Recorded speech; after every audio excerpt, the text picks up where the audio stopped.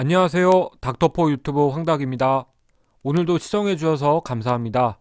진료실에서 많이 듣는 질문 중 영양제 부작용에 대해 알려드리겠습니다. 식약처와 대학병원에서 정리된 내용을 근거로 작성해 봤습니다. 도움이 되겠다 싶으면 미리 구독 및 좋아요 부탁드리겠습니다. 현재 식품안전나라에 등록된 건강기능식품은 국내 제품만 27,000여 개입니다. 주성분이 같더라도 부원료가 제품마다 다르기 때문에 부작용은 다양하게 나타날 수 있습니다.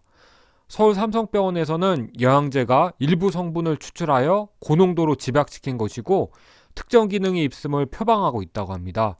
그래서 오랜 기간 복용, 과량 섭취, 어떤 질환이 있거나 수술 예정이거나 또는 다른 의약품을 복용 중인 경우에는 원하지 않았던 부작용이 올 수 있다고 합니다. 식약처에서는 건강기능식품의 안전성을 평가하고 관리하고 있습니다.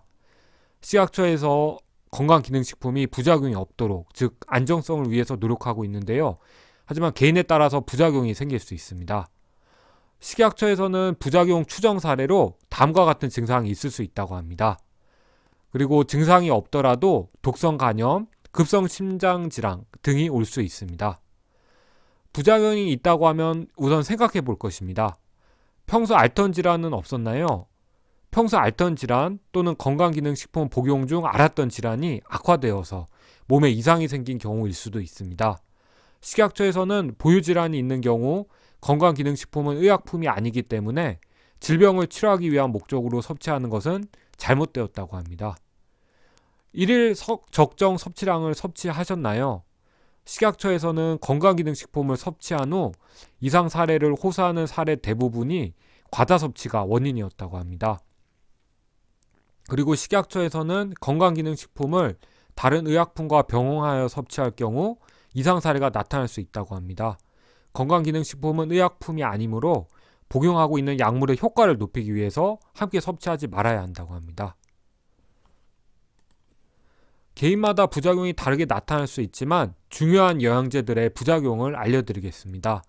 비타민 A, D, E, 철분제, 아연, 칼슘, 유산균 등 흔히 복용하시는 영양제에도 부작용이 이렇게 있을 수 있습니다.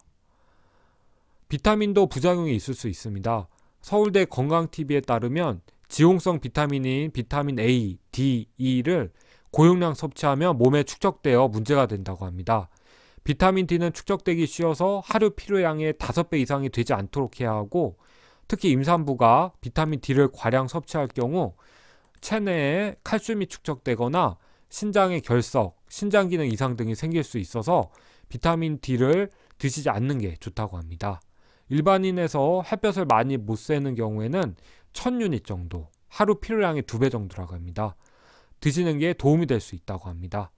그리고 비타민 A는 하루 필요량의 10배 정도를 수주에서 수개월 정도 복용하면은 보통 성인에서 골반 골절 위험이 40% 정도 증가될 수도 있다고 합니다. 다음 시간에는 가능하면 부작용이 안 생기게 영양제를 선택하는 방법에 대해서 알려드리겠습니다. 시청해 주셔서 감사합니다.